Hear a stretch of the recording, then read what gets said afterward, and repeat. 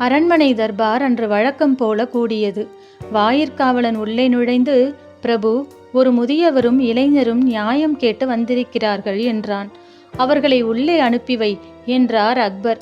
முதியவரும் இளைஞனும் உள்ளே நுழைந்து சக்கரவர்த்தியை வணங்கினர். உங்களில் யாருக்கு என்ன குறை என்று கேட்டார் அக்பர். பிரபு, என் பெயர் கரீம் என்று தன்னை அறிமுகப்படுத்தி கொண்ட முதியவர், நான் ஒரு சட்ட நிபுணன். மாணவர்களுக்கு சட்டத்தின் நுணுக்கங்களையும் வழக்கு விசாரணைகளை பற்றியும் கற்பிக்கிறேன். இதோ நிற்கிறானே மாலிக், இவன் என் மாணவனாக இருந்தவன். இவன் மீதுதான் நான் குற்றம் சாட்ட வந்துள்ளேன் என்றார். அந்த இளைஞன் செய்த குற்றம் குறித்து அக்பர் கேட்டார். பிரபு, இவன் என்னிடம் மாணவனாக சேர விரும்பிய போது நான் மாதம் 5 பொற்காசுகள் வீதம் குருதட்சணை தர வேண்டும் என்றும் ஓராண்டு காலம் சட்டம் படிக்க வேண்டும் என்றும் கூறினேன். ஆனால் இவன் தான் பரம ஏழை என்றும் தட்சிணை கொடுக்க இயலாது என்றும் கூறினான். படிப்பு முடிந்ததும் வழக்கறிஞனாகி முதல் வழக்கில் வெற்றி பெற்றவுடன் 60 பொற்காசுகள் சேர்த்து தருவதாகவும் வாக்களித்தான். அதை நம்பி இவனுக்கு ஓராண்டு காலம் சட்டம் கற்பித்தேன். இவன் மிகவும் கெட்டிக்கார மாணவன் என்பதால் ஓராண்டிலேயே மிகச் சிறப்பாக சட்ட நுணுக்கங்களை கற்றுக்கொண்டு விட்டான். நானும் இவன் வழக்கறிஞனாகி முதல் வழக்கிலேயே வெற்றி பெறுவான் என்றும் தட்சிணையை மொத்தமாக கொடுப்பான் என்றும் நம்பினேன் என்று சொல்லி நிறுத்தினார் முதியவர். இப்போது பணம் தராமல் ஏமாற்றுகிறானா என்று கேட்டார் அக்பர்.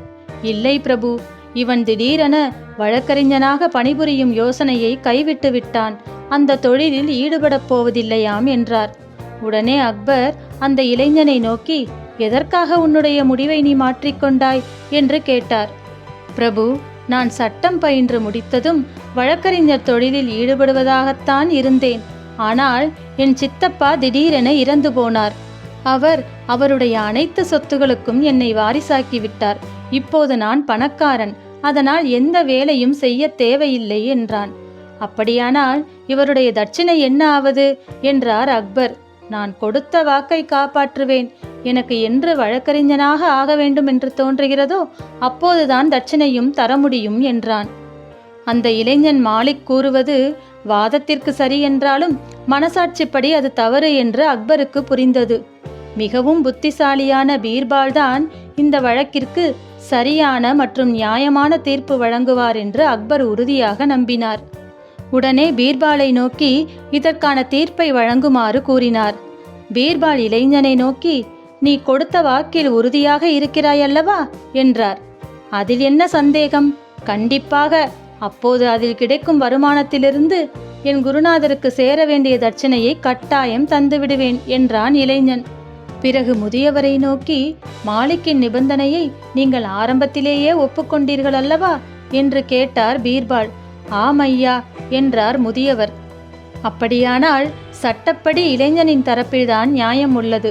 அவன் வழக்கில் வெற்றி பெற்று தட்சிணை தரும் வரை நீங்கள் காத்திருக்க வேண்டியதுதான் என்றார் பீர்பால். பீர்பாலையும் அக்பரையும் வணங்கிவிட்டு முதியவர் ஏமாற்றத்துடன் வெளியேற இளைஞன் மாலிக் வெற்றி பெருமிதத்துடன் வெளியேறினான். திடீரென பீர்பால் மாலிக்கை அழைத்து, மாலிக், இதுதான் சக்கரவர்த்தியின் நீதிமன்றத்தில் உன்னுடைய முதல் வழக்கு. உன்னுடைய வழக்கை விசாரிக்க வேறு வழக்கறிஞரை நியமிக்காமல் நீயே உன் தரப்பு நியாயத்தை வெகு அழகாக எடுத்து கூறினாய் என்றார். மாலிக் மகிழ்ச்சியுடன், நன்றி ஐயா என்றான்.